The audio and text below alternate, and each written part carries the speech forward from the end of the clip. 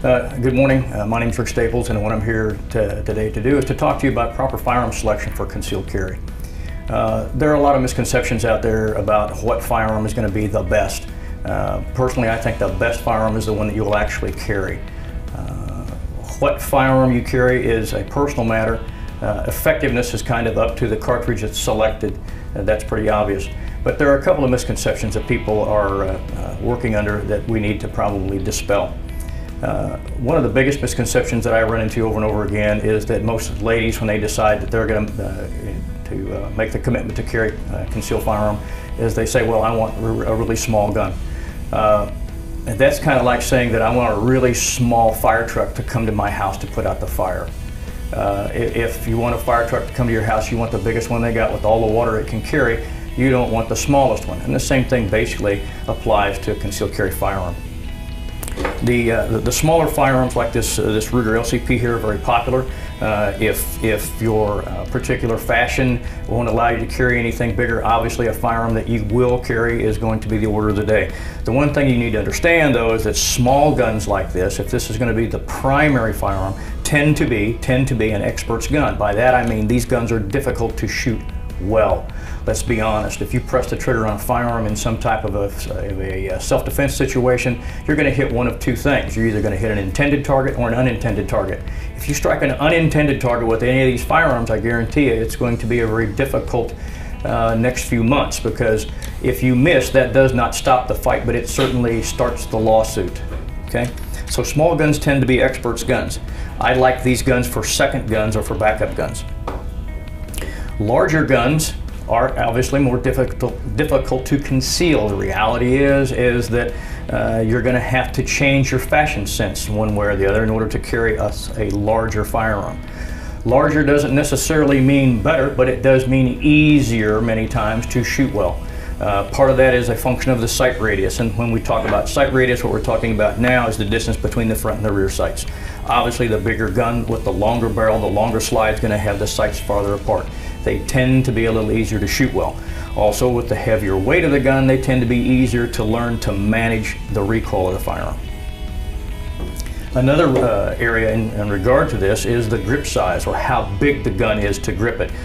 One thing that a lot of people don't realize is that when you grip any firearm, what you want to be able to do is you want to be able to grip the gun so that when your hand is on the gun in a basic firing position, that your finger, your index finger, and your thumb kind of form the letter J. What that does is it aligns the bones of the arm with the bore of the gun.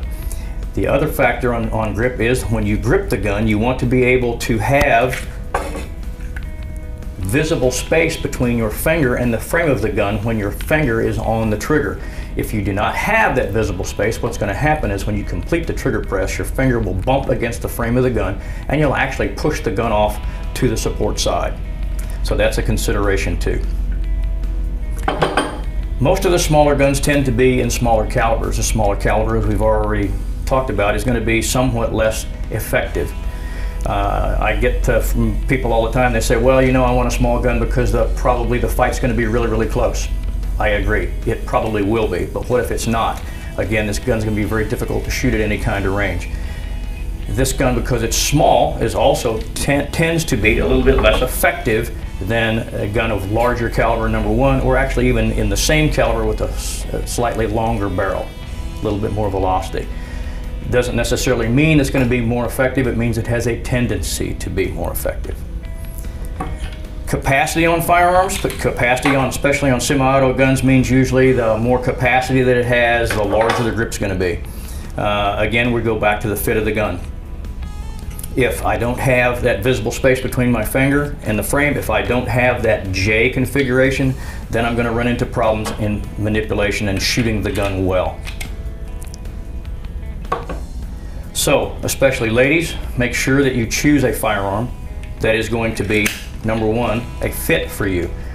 Go out, handle different firearms, get your hands on them, see if you've got that J configuration in your hand, see if you've got visible space between your finger and the frame of the gun, see if it's going to be comfortable in your hands. Everybody goes, well, if it's a big gun, it's not going to be comfortable to carry. A very wise man by the name of Clint Smith once said that a concealed carry firearm is not supposed to be comfortable, it's supposed to be comforting, and I absolutely agree. You may have to change how you dress a bit if you're going to carry concealed. Some ladies like to carry firearms in purses. I'm not necessarily a big fan of that, although I understand the necessity from time to time. I'm not a fan of what I call off-body carry, but for some people that's a necessity.